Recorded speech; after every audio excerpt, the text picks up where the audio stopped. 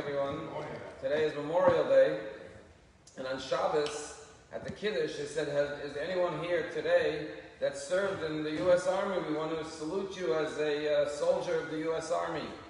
And a number of people raised their hands, but one of them was Howard Katz.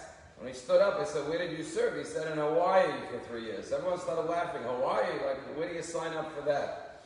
But we obviously realize there's a difference when you go to Hawaii as a soldier and when you go as a tourist on vacation. And what's the difference? The difference, obviously, is when you go as a soldier, you're going to deal with problems, with challenges. You're going with fear. There's an enemy trying to harm you. It's a mindset of struggle. When you go as a tourist, you're going to see the beautiful beaches and have a good time. In this week's parsha, we find this famous story of the spies. And the spies, we know, Moshe sends 12 spies. 10 of them come back with a very pessimistic, negative report about the land of Israel. The people are too mighty. The inhabitants are giants. They're going to devour us, and so on and so forth. But if you notice, the opening verse says, send spies, shlach l'chanashim, v'yasuru.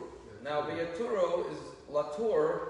In the Hebrew word, means to tour, like a tourist. They should tour the land of Israel. Now, what does it mean to tour the land of Israel?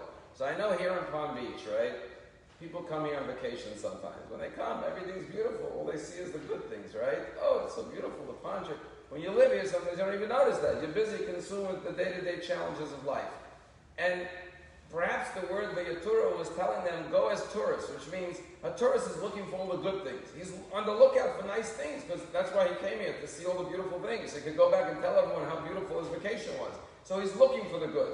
A soldier's looking for the struggles, for the challenges, for the dangers, for the fears.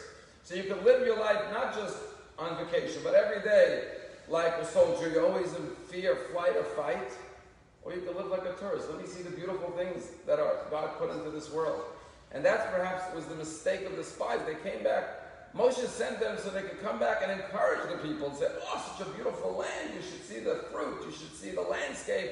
But instead, they didn't go like tourists. They went like soldiers, fearful, and came back and discouraged the nation not to go into the land of Israel. So what's the solution? At the end of the parsha has the mitzvah of tzitzit. And what does it say? You should look at the tzitzit. V'lo taturu. You should not go like a tourist after your heart and your eyes, which means don't just follow your heart. Sometimes your heart is afraid. You have fears and, you're disheartened for whatever reason. Don't just follow your heart. Look at the tzitzit and remember Hashem is with you. There's the commandments. Hashem is on your side. When you were a kid in school, they have teams, right? So two captains and say, okay, who gets the first pick? And whoever gets the first pick took the best player. Now imagine if God was there. You say, I take God on my team as the first pick, right? We had God on our team. Hashem was going to take us into the land of Israel. Once you have God on your team, it doesn't matter who's on the other team. You're going to win for sure. And there's a story told about a chassid who came to his Rabbi. And he came from a certain town, and the Rabbi said, how are things in your city, in your town? The chassid said, terrible. The people there are nasty. They don't pray properly. They don't get along with each other. There's so much politics in the town, and people are unkind to one another. He goes on with this whole litany of complaints. Okay. Later that day, another chassid visited from the same town. And the rabbi, the Rebbe said to the chassid, how are things in your town? And he said, beautiful, the nicest people, such God-fearing Jews, they're so loving, so kind to one. He gave him this beautiful report. So the Rebbe took out a gold coin and he gave it to him. The two chassidim met up, and the second one told the first one what happened. The first one came running back to the Rebbe. He said, I understand, you asked him for a report, and you gave him a gold coin. I also gave you a report. Just because I told you the truth, you penalize me and don't give me a gold coin? You asked me for a report, I gave you a report.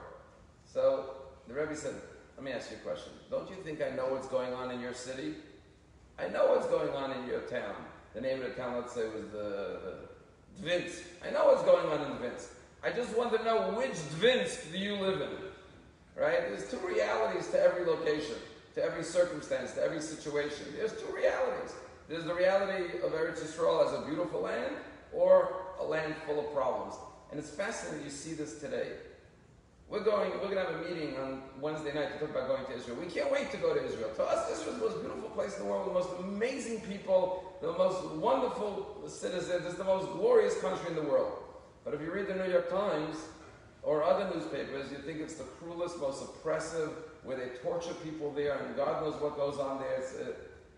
It's like looking at the same place with two different eyes, two different realities.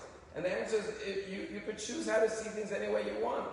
Thank God we know what Israel is, and we're ready to go, and we want to go, and we're not going just as tourists, but we're going because this is our land, just like the spies went in this week's Parsha, but like the good spies, we're going to come back with great reports about the land of Israel.